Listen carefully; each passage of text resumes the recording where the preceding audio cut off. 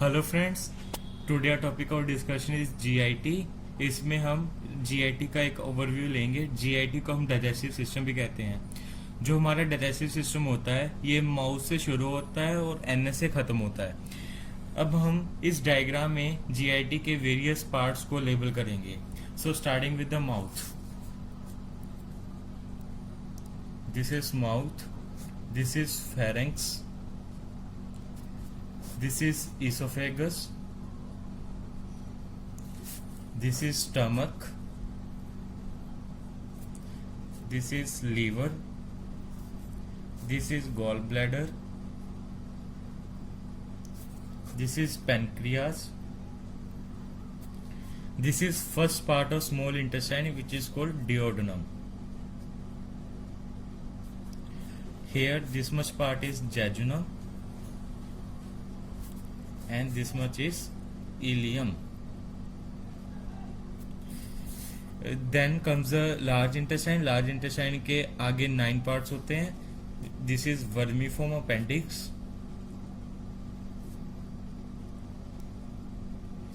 this is cecum, this is ascending colon, this is transverse colon, this is descending colon, this is sigmoid colon, this is rectum and this is anus. Digestive system का काम क्या होता है कि जो भी हम food particles वगैरह इंजेस्ट करते हैं वो उनको डाइजेस्ट करके थ्रू वेरियस एंजाइम्स उनको एब्जॉर्ब करना और फिर हमें न्यूट्रिएंट्स प्रोवाइड करना हमारी बॉडी के काम के लिए, मेटाबॉलिक वर्क के लिए। और जो वेस्ट आउट प्रोडक्ट्स रह जाते हैं जैसे कि अनडाइजेस्टेड फूड पार्टिकल्स वगैरह उनको फीसिस के थ्रू, एनएस के थ्रू बाहर निकालना। अब हम इसके 4 मेन फंक्शंस देखेंगे।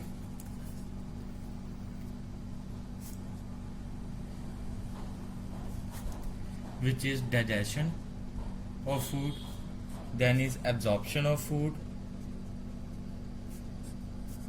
then is egestion of food, and the fourth one is ingestion of food.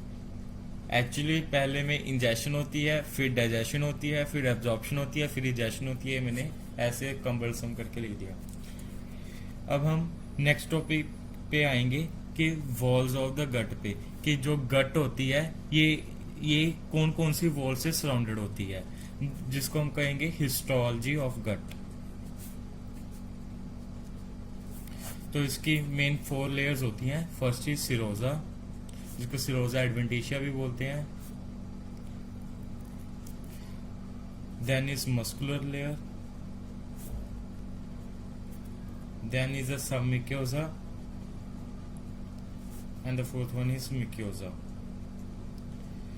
जो सिरोसल लेयर होती है सबसे आउटर मोस्ट लेयर होती है, और जो मिक्योजा लेयर होती है सबसे इनर मोस्ट होती है, और ये ल्यूमन को लाइन करती है। जो मस्कुलर लेयर होती है इसके 2 पार्ट्स आगे होते हैं।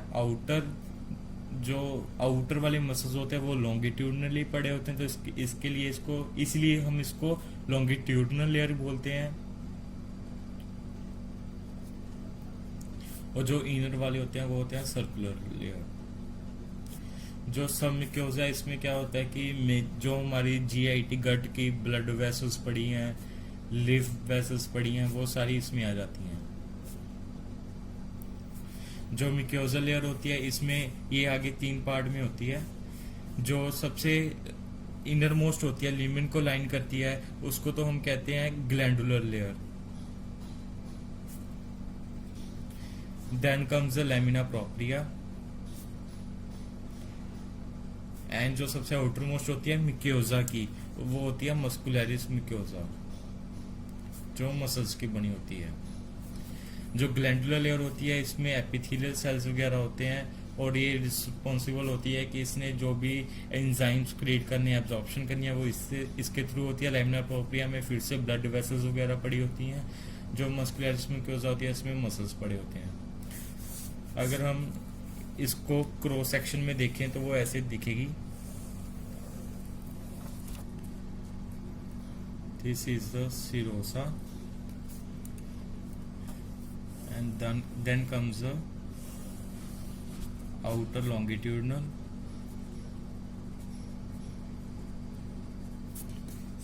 फिर आएगी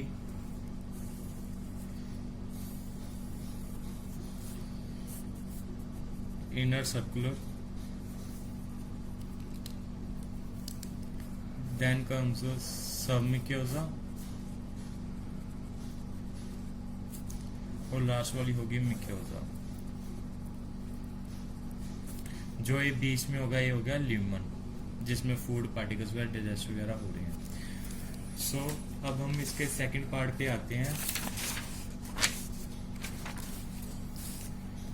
विच इज अ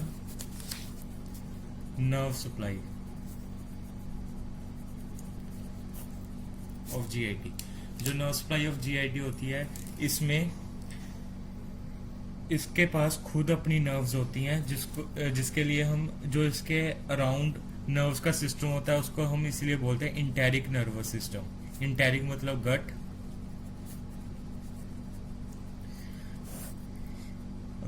जो इंटेरिक नर्वस सिस्टम होता है, इसमें ये जो मस्कुलर लेयर्स होती हैं उसके बीच में ये नर्व प्लेक्सिस बनाता है, जो दो टाइप का होता है। One is the Auerbach plexus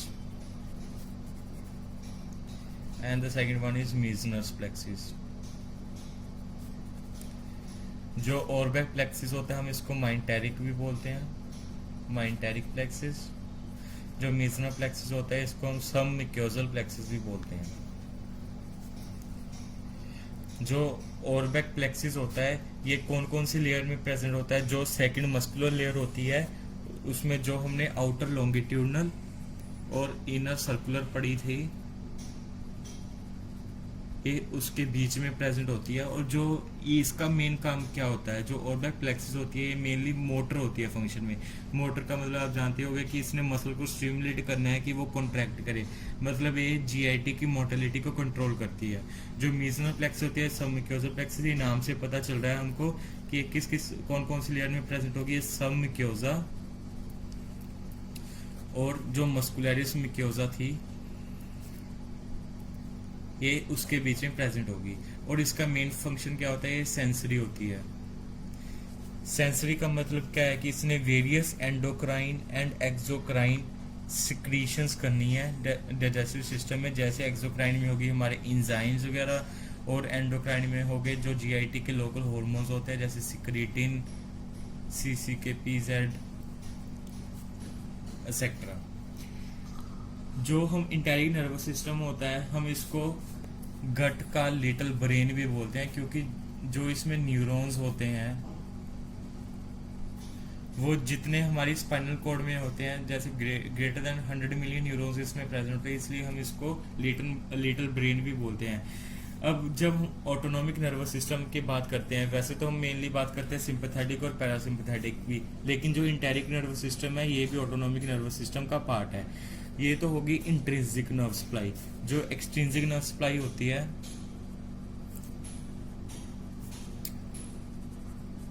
इसमें दो तरीके के फाइबर्स आते हैं, एक तो आते हैं सिंपैथेटिक और दूसरे आते हैं पैरासिम्पैथेटिक।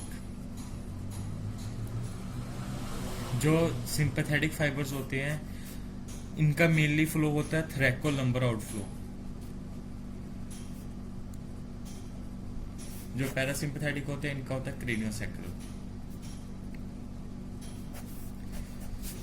अब जो थ्रैकोलम्बर आउटफ्लो है उसमें से सिंपैथेटिक नर्व्स में से T6 to L2 segment of spinal cord से नर्व्स आएंगी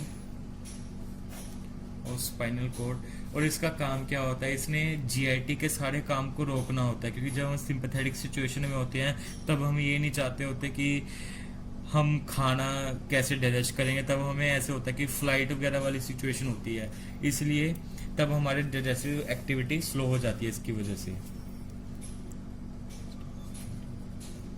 जो पैरासिम्पैथेटिक होता है ये मेनली वेगल फाइबर्स, मतलब वेगस नर्व के थ्रू जो फाइबर्स आते हैं उसके थ्रू होती है। जो आगे आता है डोर्सल न्यूक्लियस ऑफ वेगस से। और जो सेकंड फाइबर्स होते हैं वो सेक्रल आउटफ्लो से आएंगे, जो होती है S2 to S4 से, जो नर्वा अर्जाइटिस से आती है। जो पैरासिम्पैथेटिक नर्व फाइबर्स किसके लिए रिस्पॉन्सिबल होते हैं कि इन्होंने जो हमारी डाइजेस्टिव एक्टिविटी है उसको इंक्रीज करना होता है।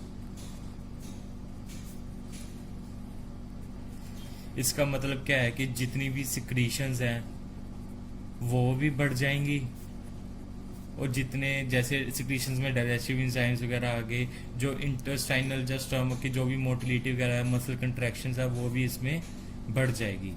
अब हम बात करेंगे, जो हमने पार्ट पढ़ा था कि हम कोई जैसे फूड का पार्टिकल लेंगे और उसको देखेंगे कि वो कैसे कैसे जा रहा है। जैसे किसी बंदे ने फूड खाया, वो पहले तो mastication process of the teeth के थ्रू वो हम च्यू करेंगे उसको, फिर वो सलाइवरी एक्सक्रीशंस के थ्रू वो डाइजेस्ट होना शुरू हो जाएगा, और वो फाइनली यहाँ पे आके बोलस बन जाएगा।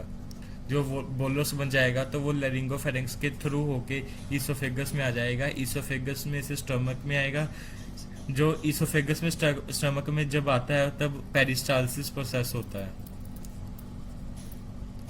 जब स्टमक में आ गया तो स्टमक से ये स्टमक के थ्रू वेरियस पार्ट्स में से होके स्मॉल इंटेस्टाइन के ड्यूडेनम में जाएगा, फिर उसके थ्रू जेजुनम, इलियम, फिर इलियम के थ्रू वो सिक्कम में जाके ascending colon, transverse colon, descending colon, rectum and anus के थ्रू बाहर हो जाएगा। जो भी इसमें न्यूट्रिएंट्स होंगे वो हमारे डाइजेस्टिव सिस्टम एब्जॉर्ब कर लेगा, और जो भी हमारे अनडाइजेस्टेड फूड पार्टिकल्स वगैरह होंगे, या एपिथेलियल की लेयर्स होंगी, जो डाइजेस्टिव एंजाइम्स होंगे, वो एनएस के थ्रू बाहर आ जाएंगे। So binding with this overview digestive system में बस इतना ही है, और आगे डिटेल के लिए बने रहे हमारे चैनल के साथ।